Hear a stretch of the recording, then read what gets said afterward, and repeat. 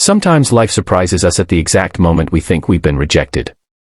And sometimes a simple act of kindness turns a cancelled evening into the beginning of something far more meaningful. This story begins with an empty restaurant table, a buzzing cell phone, and a man who thought he'd been stood up, until he walked outside and discovered the truth. Before we continue, make sure you subscribe to Deep Feels, give this video a like, and share your thoughts in the comments. Your support means everything and helps us bring more real, emotional stories straight to you. Daniel Brooks was not the kind of man who went on blind dates often. At 37, he worked long hours as an auto mechanic in a small Washington town. He wasn't shy, but he was cautious. Love hadn't always been easy for him. But when his coworker's wife insisted he meet a woman named Emily, sweet, strong, and just your type, he agreed, mostly out of politeness. The date was set for a Friday evening at a local family-style restaurant. Daniel arrived 10 minutes early, wearing a clean navy shirt and the only pair of boots he owned that didn't have grease stains. He felt nervous, but hopeful. He'd spent years putting himself last, working extra shifts, helping neighbors, fixing cars for people who couldn't afford full price. Maybe, for once, something good was coming his way. He sat down at a corner table, looking around every time the door opened. After 10 minutes, he checked his phone. After 20, he loosened his collar. At 30 minutes, his stomach sank. Finally, his phone buzzed with a message. "I'm so sorry. I can't make it. Something came up. Please forgive me." Daniel closed his eyes, exhaling slowly. He wasn't angry, just disappointed in a quiet, familiar way. He paid for the tea he didn't drink and headed outside, ready to go home. As he stepped into the cool evening air, he heard something, soft at first, like a muffled sob. He paused. The sound came again. Crying. Daniel followed the sound around the side of the restaurant near the parking lot. There, beside an old silver minivan with a dented bumper, was a woman. She sat on the curb, head in her hands, shoulders shaking. And behind her, inside the van, two small children watched with wide, confused eyes. Daniel hesitated. He didn't want to intrude. But something in him wouldn't let him walk away. "Ma'am," he said gently. "Are you all right?" The woman looked up, startled. Tears streaked her face. When their eyes met, his chest tightened with recognition. It was Emily. She froze, embarrassed. "Oh my God. Daniel. I didn't think you'd still be here." He stepped closer. "I got your message. I was just heading out when I heard, well, this." She wiped her face quickly, trying to appear composed. "I'm really sorry. I didn't mean to ruin your night." "You didn't ruin anything," he said softly. "Do you want to tell me what's going on?" At first she shook her head. But her children, two small boys, maybe 5 and 7, peeked at Daniel with innocent curiosity. Emily sighed, defeated.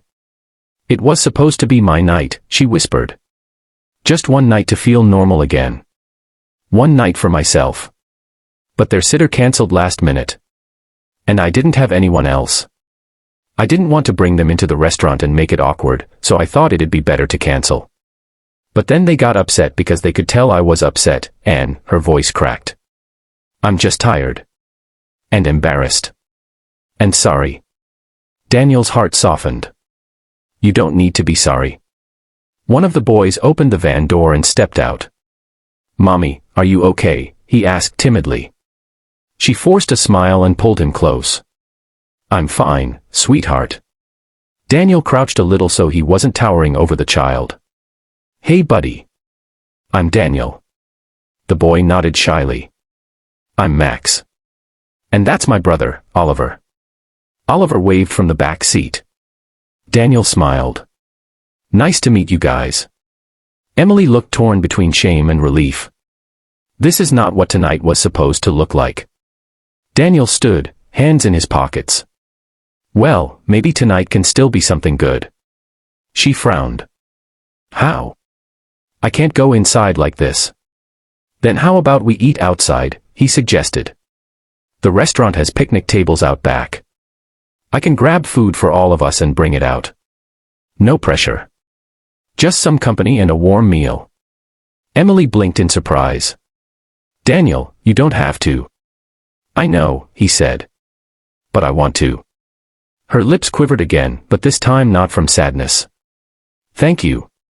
Really? Daniel went back inside and ordered chicken tenders, fries, 2 grilled cheese sandwiches, a salad, and 3 lemonades. He brought the trays out to the picnic area behind the restaurant, where Emily and the boys were waiting under the soft glow of the string lights.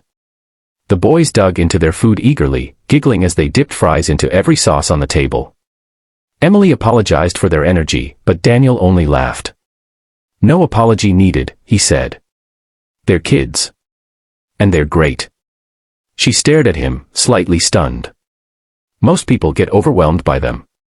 He shrugged. Kids aren't the problem. Usually it's the adults. For the first time that evening, Emily truly smiled. She told him about her sons, how Max loved dinosaurs and Oliver collected shiny rocks. She spoke softly, as if afraid of oversharing, but Daniel listened like her words mattered. Eventually she opened up about herself too. She had been a single mother for 4 years after leaving a difficult relationship. She worked 2 jobs and barely slept. She wasn't looking for anything serious, just a chance to talk to someone who didn't need something from her. Daniel nodded. Everyone deserves a break. And everyone deserves kindness. Her eyes glistened again, but this time she didn't hide it. It's been a long time since someone said something like that to me. They kept talking long after the boys finished eating and began chasing each other around the table. Under the warm lights, the night didn't feel like a canceled date anymore. It felt like something real. When the kids started yawning, Daniel walked with them to the van. Emily shifted her sons into their car seats and quietly closed the door. Thank you for not treating me like a burden, she said softly. I'm so used to apologizing for everything. You don't owe me any apologies, he replied. Life happens. And I'm glad I came outside when I did. She hesitated. Would you, maybe want to try again sometime? A proper date. Daniel smiled warmly. I'd like that. But next time, if the kids need to come along, that's fine too. Emily let out a breathy laugh. Careful. They'll hold you to that. I hope they do. They exchanged numbers before she drove off. Daniel stood in the parking lot for a moment, watching the taillights fade into the night. He felt something he hadn't felt in a long time, hope. Over the next few weeks, they texted every day. Not romantic messages, but real ones. Honest ones. Some nights she called him after work just to talk about her day while the boys played in the background. And he found himself smiling more than he had in years. Their next date wasn't fancy. It was a walk in a nearby park, with Max and Oliver racing ahead on their scooters. Emily apologized again for bringing them, and Daniel simply said, they're part of your world. If I get to know you, I want to know them too. Emily blinked, moved by the simple kindness. In the months that followed, their bond grew naturally. Daniel helped fix her van without charging her. He taught the boys how to skip stones and how to change a tire. And Emily slowly began trusting herself again, trusting the idea that good things could still find her. One evening, after a long day, Emily thanked him again for the night he found her crying. You showed up when I felt invisible, she whispered. You didn't judge me. You didn't walk away. You stayed. That kind of kindness, it changes people. Daniel took her hand gently. You don't owe me anything for that. Kindness isn't an investment. It's a choice. Emily smiled with tears in her eyes. I'm glad you chose me. We never know what someone is going through. We never know what battles they're fighting quietly in a parking lot, in their car, or in their hearts.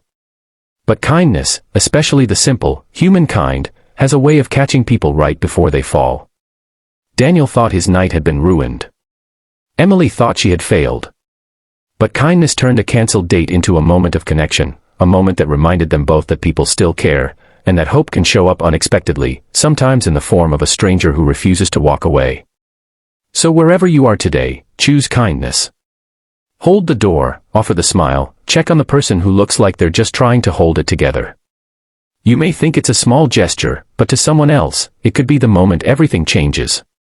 Because kindness doesn't just heal others. It heals us too.